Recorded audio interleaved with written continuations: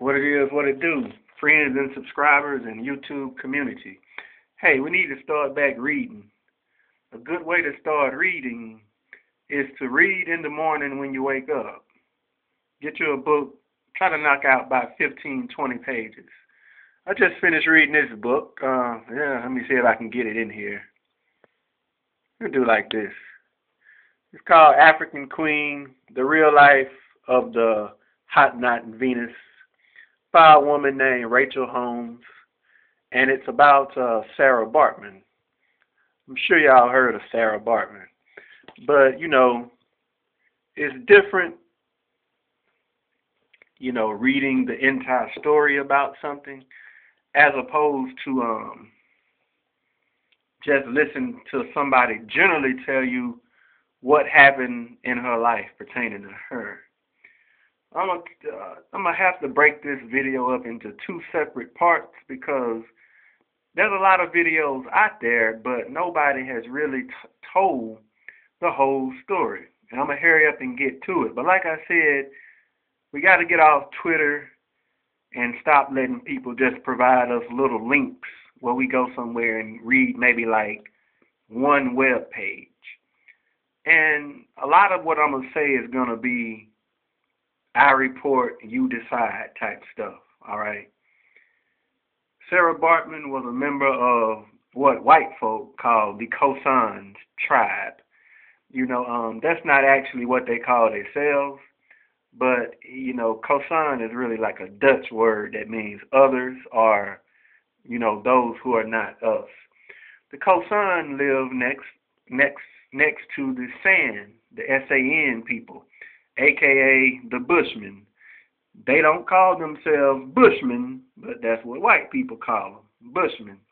The Bushman history goes back 80,000 years. So Saraah Baartman was part of a very, very old, extremely old tribe of people. The tribe that she come from were mainly herders, cows, goats, chickens, etc., and a lot of the women would pick berries. The men would herd animals, and the women would pick berries and nuts and different fruits and milk cows, etc. The Bushmen were more of hunters. They didn't possess or own any cattle, so they went out and killed gazelle, antelope, etc., etc. They do a lot of competing with the lions and the hyenas for food. But Saraah Baartman's life was very sad and tragic. When she was 14 years old, her tribe got attacked by a white commando unit from Dutch. Now, they were Dutch soldiers, but they had went to other parts of Africa, and they got people who were not that close to the Khoisan or the Khoisan people. They initially tried getting traditional tribes from South Africa to attack the Bushmen and the Khoisan, and they would attack them, but they was doing a lot of, going back to the white folk telling them that we're attacking them. Truthfully, they were giving, their fellow cousins guns and European food and et cetera, et cetera. They really wasn't attacking the way the white folk wanted them to. So the Dutch and the British went to other parts of Africa and got people who would care, a lot less about it. A lot less about the Khoisan or the San people. At 14 years old, Saraah Baartman got married. She got married, a traditional marriage. And, just like our marriages, they have after parties. Her husband gave her, you may notice if you look real hard at this picture, you see that shell around her neck. They don't do wedding rings, even though there's all type of gold in South Africa. They get like a baby tortoise from the beach and clean it out and put a string and a couple beads around the shell, and that's like an engagement ring, or it lets a wedding ring. It lets everybody know she's married. She was married at 14, and like I said, they had wedding parties. And sadly, at her wedding party, her entire tribe was attacked. Something that they would do is go up in the hills, and they would light these fires all around. and the fires kind of gave up their location, and they were partying and drinking and having fun, like you can expect at a wedding party, and they were attacked. Everybody was killed except her. And you probably don't have to be that smart of a person to realize why they didn't kill her. She had a certain feature, and we already know what that was. Tragically, let me backtrack for just a second. Tragically, Saraah Baartman was raised by her dad because her mother died before she was 1 year old. I think she had like 4 brothers, and she was one of 2 sisters. So her mom would have had four boys and 2 girls. Well, there was a guy, and you have to remember this name.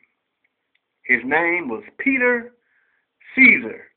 Now, as I read the book, I thought he was a white man. But later on in the book, I found out he was actually a mixed dude. He was a biracial. Peter Caesar was part of the commando unit that attacked. I suspect that he was part of the commando unit. And instead of him killing her, he saw a certain feature on her.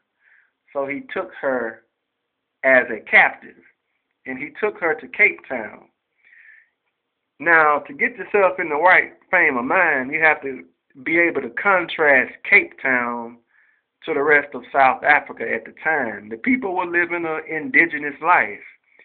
The British had begun to build Cape Town up after a very long struggle with the San people. Now, we ain't never been no punks. The Bushmen and the Khoisan people had defeated the British for 150 years. So it took the British almost 200 years before they could get into South Africa. They had been squarely defeated for almost 200 years.